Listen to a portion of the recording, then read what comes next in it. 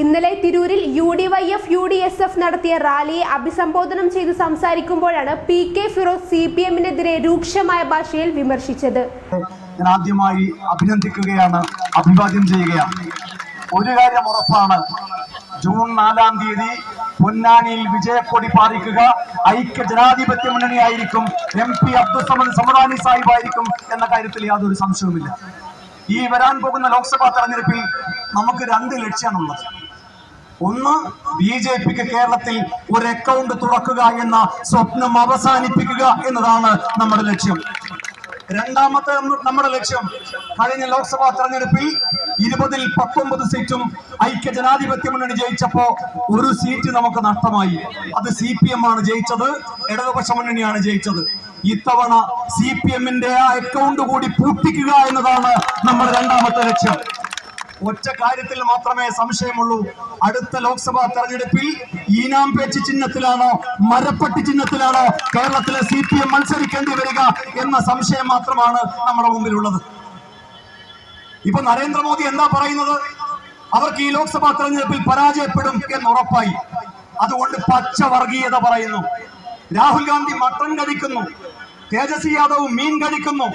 കോൺഗ്രസ് ജയിച്ചാൽ, ഇന്ത്യ മുന്നണി ജയിച്ചാൽ ഈ രാജ്യത്തിന്റെ സമ്പത്ത് മുഴുവനും മുസ്ലിങ്ങൾക്ക് കൊടുക്കേണ്ടി വരുമെന്ന് പച്ചയായി വർഗീയത പറയുന്ന ഒരു പ്രധാനമന്ത്രിയായി ഈ രാജ്യത്തിന്റെ പ്രധാനമന്ത്രി മാറണമെങ്കിൽ അവർക്കുറപ്പാണ് ഈ രാജ്യത്ത് അവർക്ക് ഇനി അധികാരത്തിൽ വരാൻ കഴിയില്ല എന്ന്.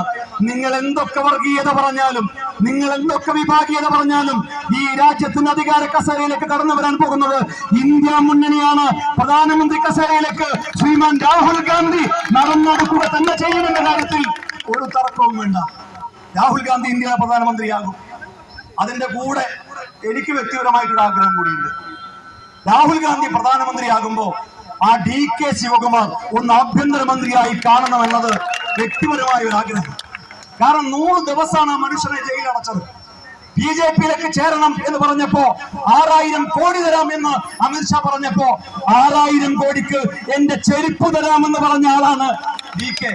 രാഹുൽ ഗാന്ധി പ്രധാനമന്ത്രിയാകുമ്പോ ആ DK ആഭ്യന്തരമന്ത്രിയായാൽ നിങ്ങൾ ഉറപ്പിച്ചോ, അമിത്ഷാ തീഹാർ ജയിലിൽ കിടക്കേണ്ടി വരും.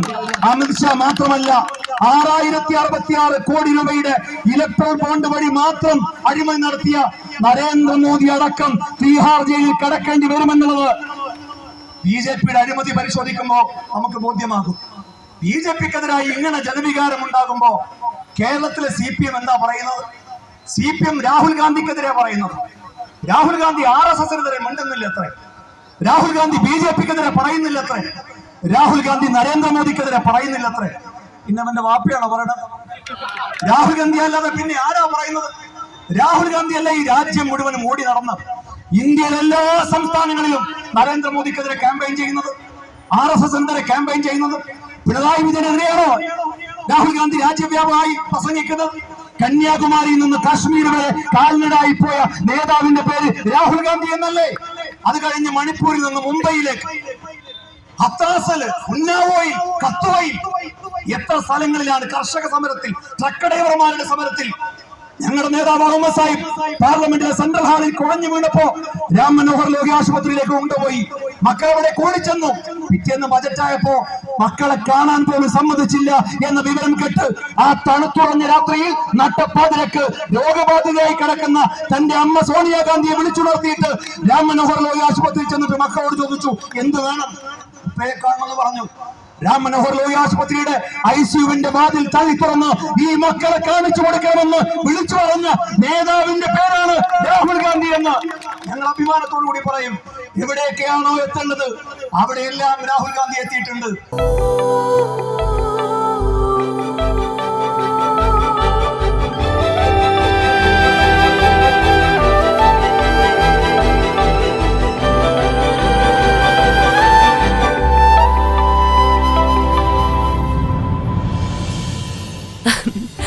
ഓരോ മുഹൂർത്തങ്ങൾക്കും അതിൻ്റെതായ സന്തോഷങ്ങളുണ്ട്.